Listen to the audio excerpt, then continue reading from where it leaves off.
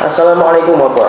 Waalaikumsalam warahmatullahi wabarakatuh. Ya, kenapa? Selamat sore Pak. Sambil Selamat sore. Ya, sambil menunggu azan maghrib nih. Aku mau tanya Pak, yang ringan-ringan aja. Yang ringan, ya. Oke. Yang ringan-ringan. Apa tahu nggak kenapa alasan Pak Prabowo itu bisa menang di Pilpres kemarin? Ini menurut saya ya.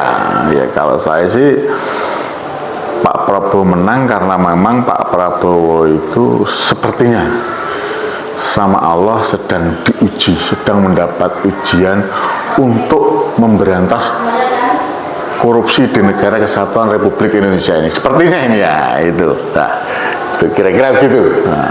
Terus kenapa kok Pak Anies kalah? Kenapa Pak Anies kalah? Nah ini mungkin Pak Anies ini oleh Allah diselamatkan dari ujian yang berat. Yang pertama, menanggung bebannya peninggalan dari Jokowi. Hutang menumpuk, ya kan?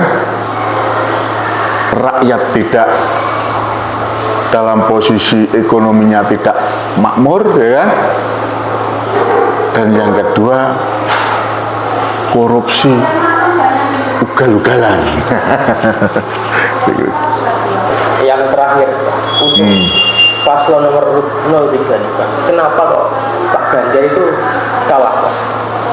Pak Ganjar kalah. Mungkin nih karena didukung oleh Fuad Pleret, kira-kira begitu ya. Coba Fuad Pleret, coba tayangan ini Fuad Pleret yang membawa nama-nama Nabi Khidir ya. Kalau tidak didukung Fuad Pleret, saya yakin kemungkinan Pak Ganjar menang.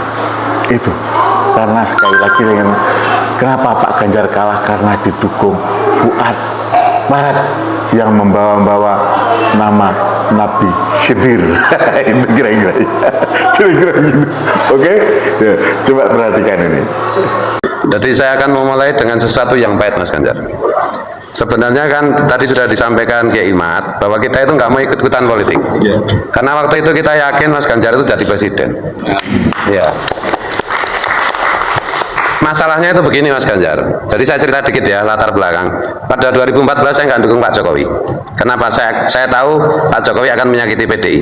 Itu saksinya mantan Bupati Bantul Mas Idham Samawi. Nah ketika menjadi presiden Mas Idham bilang setelah Pak Jokowi nanti Mas Ganjar yang jadi presiden. Jadi Mas Idham itu ternyata dukung juga. Jadi yang bicara Pak Idham. Pak Idham.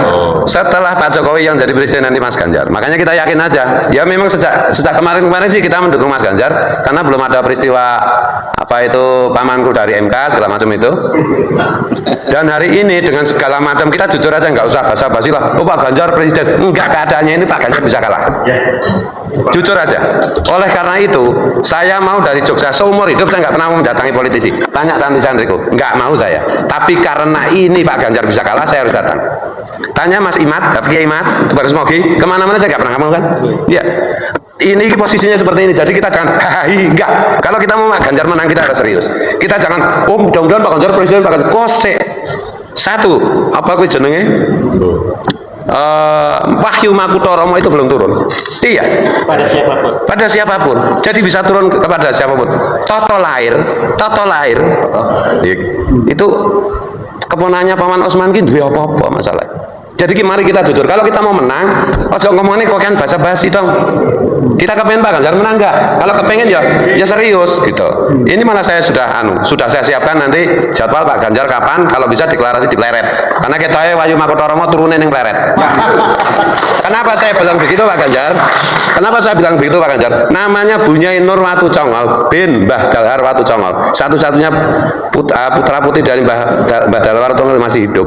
Yang sejak bayi itu diasuh oleh Mbah Nabi Khidir dan terkonfirmasi secara akademis, secara intelektual itu bilang Kiai Fuad kudu ngundang Mas Ganjar. Nek ora iki aku kuatir kalah. Lho kok gitu bunyi? Iki sing dawuh Mbah Nabi Khidir. Iki sing dawuh Mbah Nabi Khidir.